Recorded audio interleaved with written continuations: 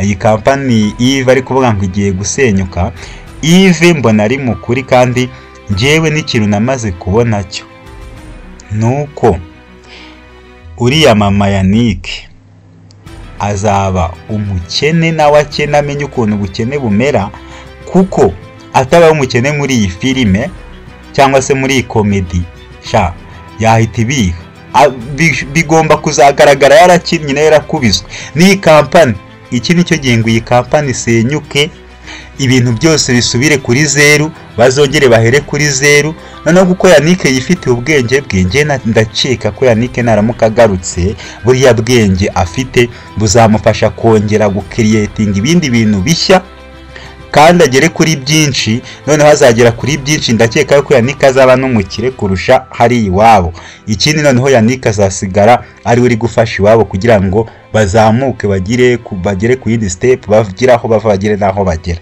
Ngiye nicyo kintu predictinga kuri Yanick. Ariko nanone nkongera nkatekereza navuga ati buriya rero kuba mama Yanick yitwara kuriya yumva yuko nyine atakorana n'abakene ni inzira nziza. Ariko na ujye wibuka yuko nuriya na mugenzi wawe nyine uriya mama Natasha nawe nyine nawe niko yarameze, kandi ubona ko yacishije make kandi yakurushaga gukara, akurusha ibintu byose, ariko yacishije make. Nanone rero nagaruka kuri Scott rero wowe ndabona wowe nuriya mukobwa Nyiranzayino ndabona ibyanyu ari hatari. Nyiranzayino se aragukunda?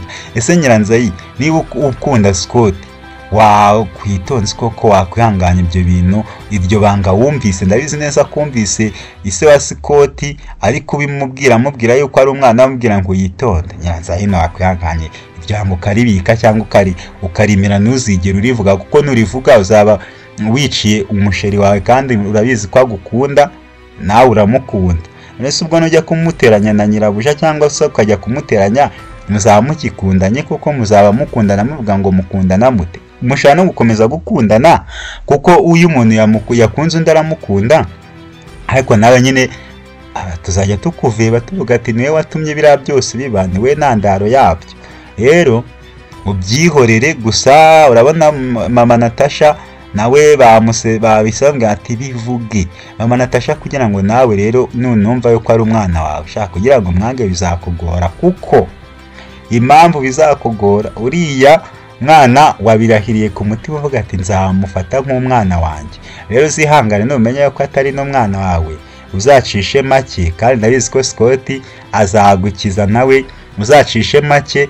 Ahubwo Natasha namenya ko Scott ari musaza we, ibintu bizanagenda neza kurusha n'ukuntu mwebwe mwabitekerezaga, kuko kuba Natasha ari umwana umwe mu rugo nawe ntabwo abyishimiye. Gusa papa Natasha ushaka kumufata nabi, mama Natasha ushaka kumufata nabi, ariko wanamufata nabi uzamubabarira, kuko nawe urabizi yabaga ari ku kazi, kandi murabizi nyine imfiza higiye nyine ntabwo igendera gutyo, igenda ngo ihere.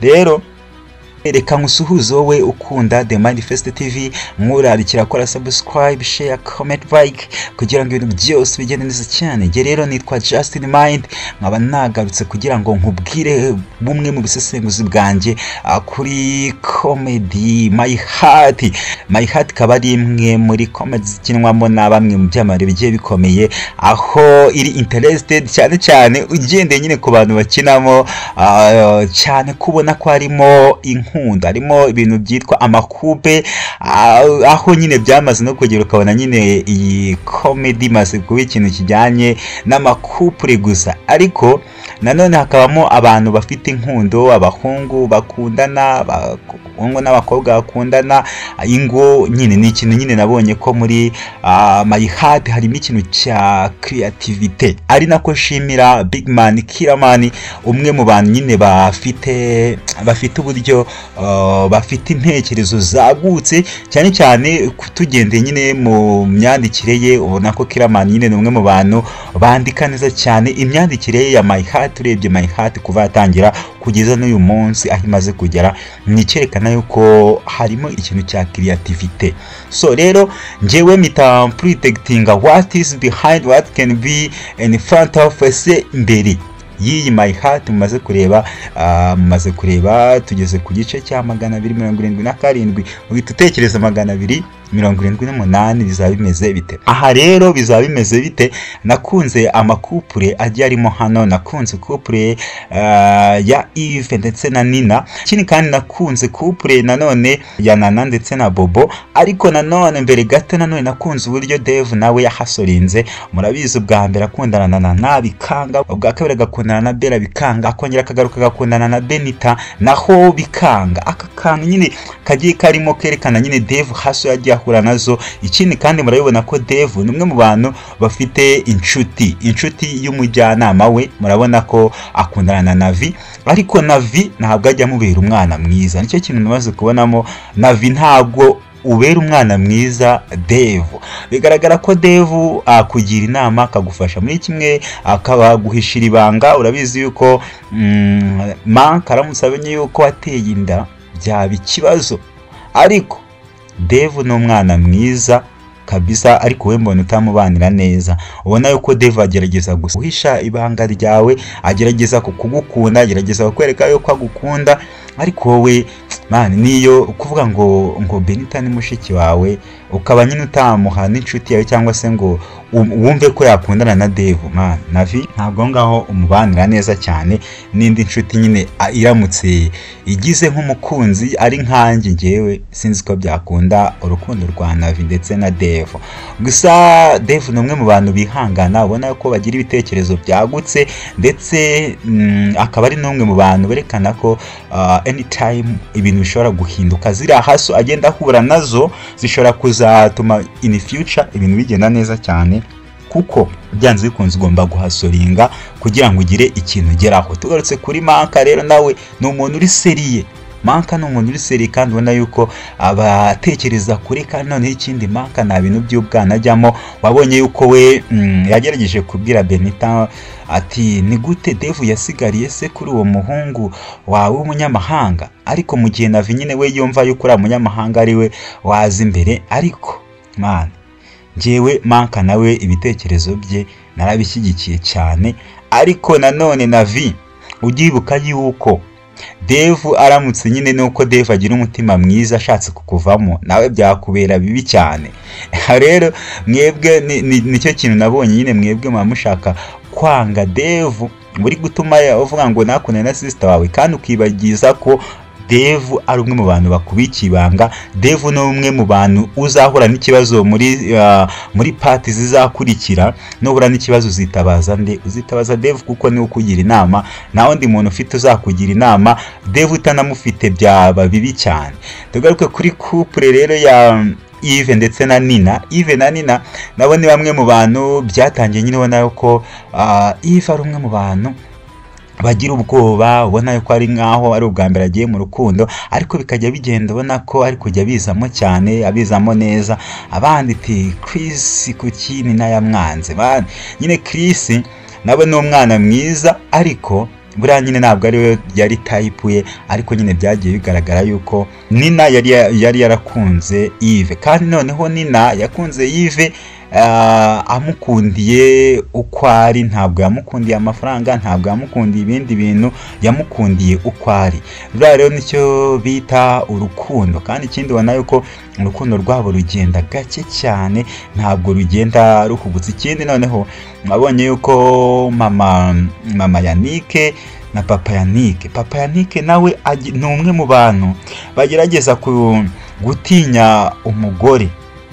Ntabwo natinya kubivuga, ni umwe mu bantu bagerageza gutinya umugore. Ibyemezo byose papa Yanick wabifata bigakunda, ariko umuhano ntabwo ugaragaza nyine nk'uko uri umugabo ufata icyemezo.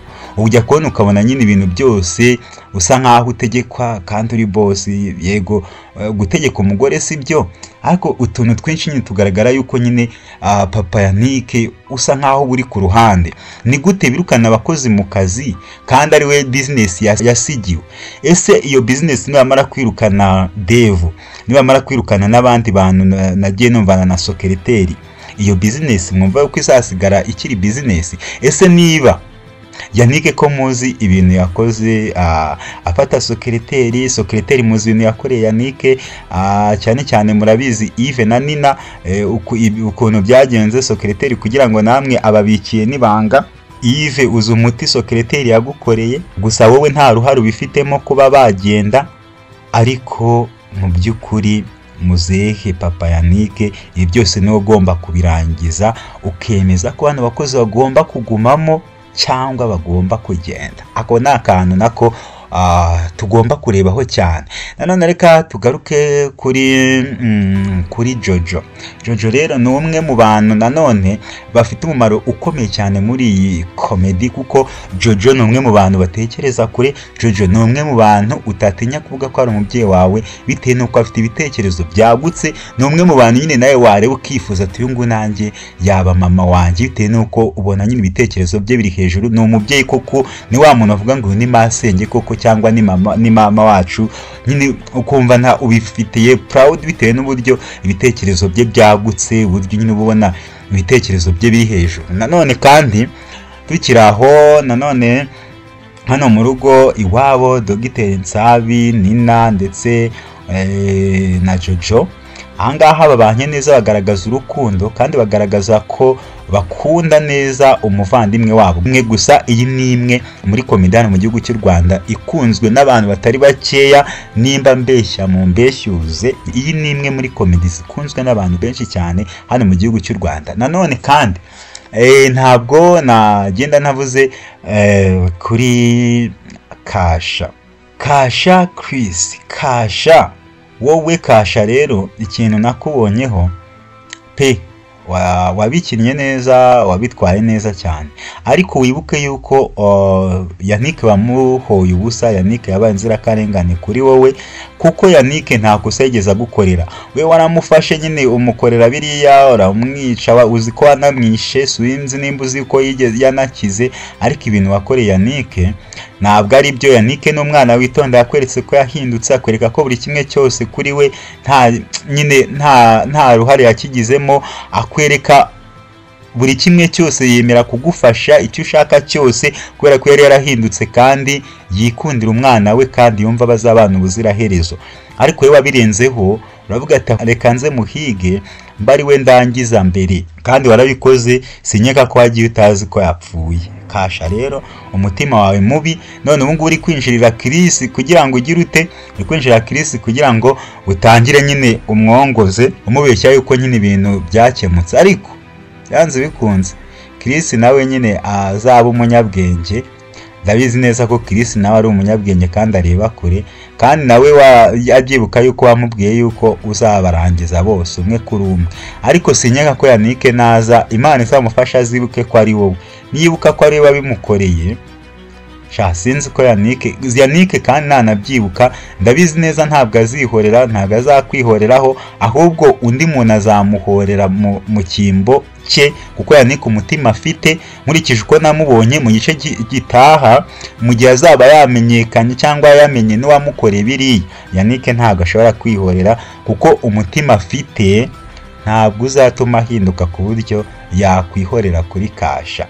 Ikindi kandi kwa Jojo bafite ubwoba ati Imana yanjye nibizamenyekana Jojo ndabizi azagira ubwoba bwe ati none se ubundi bazavuga ko nari mbyihishe inyuma. Kandi nawe wabitekereza, ariko Jojo nawe humure Yanick ntabwo azigera bigira ute, ntabwo Yanick ibyo ngibyo azanabigutekerezaho. Ikindi rero ni kuri Chris ndetse na secrétaire wa Yanick.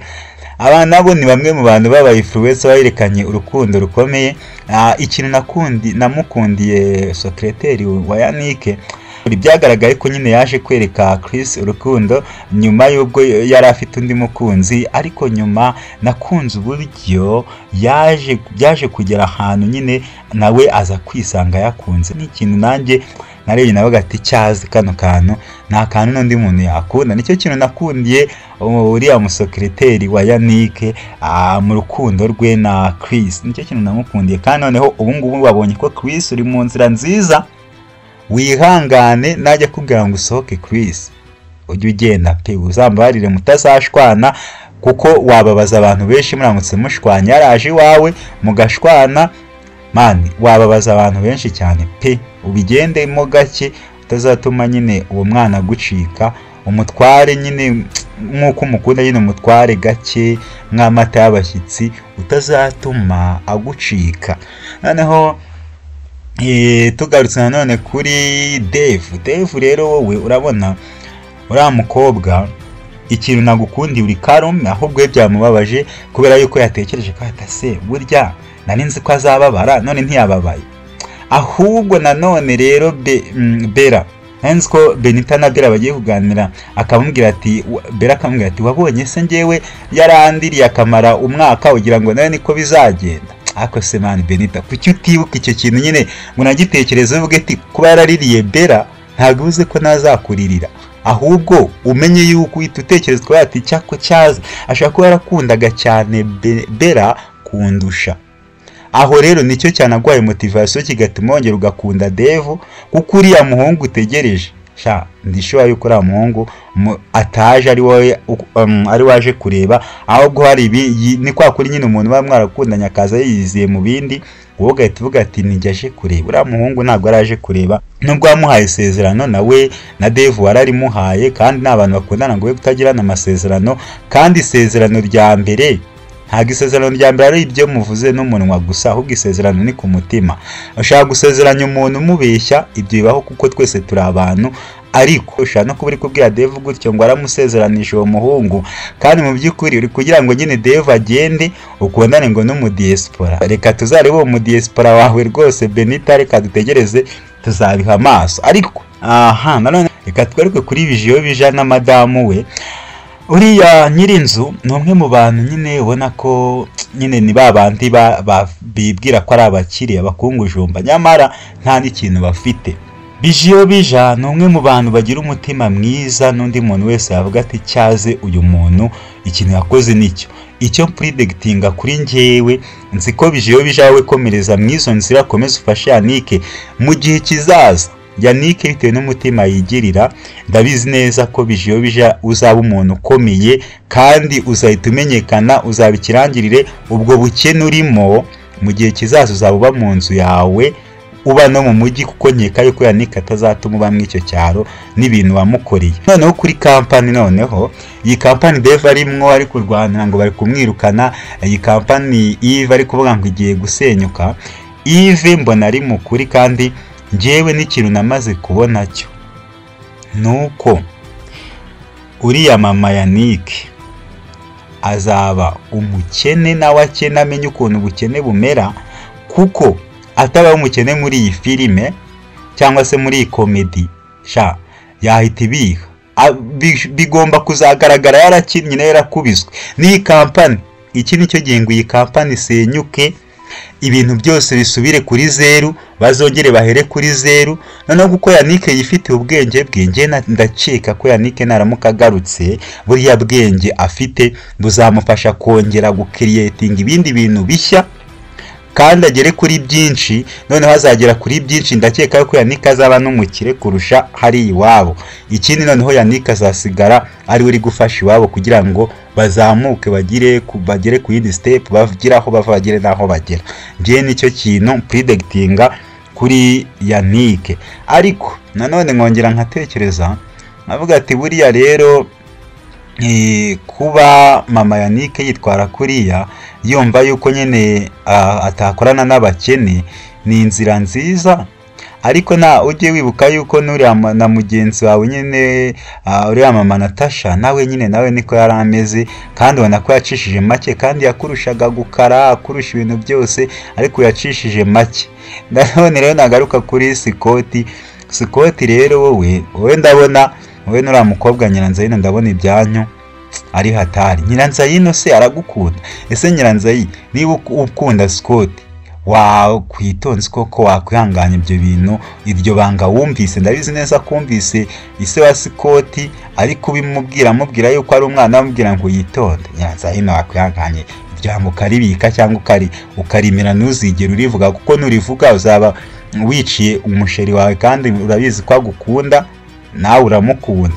Nese ubwo nujya kumuteranya na nyirabuja cyangwa se ukajya kumuteranya, muzaba mukikundanye, kuko muzaba mukundana muvuga ngo mukundana mute. Mushana no gukomeza gukundana, kuko uyu muntu yakunze undi aramukunda, ariko nawe nyine tuzajya tukuveba tuvuga ati niwe watumye biriya byose biba, niwe ntandaro yabyo. Rero mubyihorere gusa. Urabona mama Natasha nawe babisabwe ati bivuge. Mama Natasha kugira ngo nawe rero numva yuko ari umwana wawe ushaka kugira ngo mwange bizakugora, kuko impamvu bizakugora, uriya mwana wabirahiriye ku mutima uvuga ati nzamufata nk'umwana wanjye. Rero zihangane numenye ko atari no mwana wawe, uzacishe make, kandi ndabizi ko Scott azagukiza nawe, uzacishe make. Ahubwo Natasha namenya ko Scott ari musaza we, ibintu bizanagenda neza kurusha n'ukuntu mwebwe mwabitekerezaga, kuko kuba Natasha ari umwana umwe mu rugo nawe ntabwo abyishimiye. Gusa papa Natasha ushaka kumufata nabi, mama Natasha ushaka kumufata nabi, ariko wanamufata nabi uzamubabarira, kuko nawe urabizi yabaga ari ku kazi, kandi murabizi nyine imfiza aho igiye nyine ntabwo igendera gutyo, igenda ngo ihere. Rero niyo mpamvu ibyo byose ari bimwe mu byo twabonye turi gupredikitinga muri iyi comedy. Ariko nanone nkatekereza nk'ati Yanick gira ukire, wenda woroherwe, wibuke n'iwanyu. None numara kwibuka ibintu byose bisubire ku murongo. Nyambo wowe ihangane nyine butuje, utegereze wihanganye, kandi ndabizi neza ko Yanick azaza gukunda, kandi ndabizi yuko urukundo rwanyu Yanick niyo yakwibagirwa akibagirwa bigeze ntabwo yakwibagirwa Nyambo.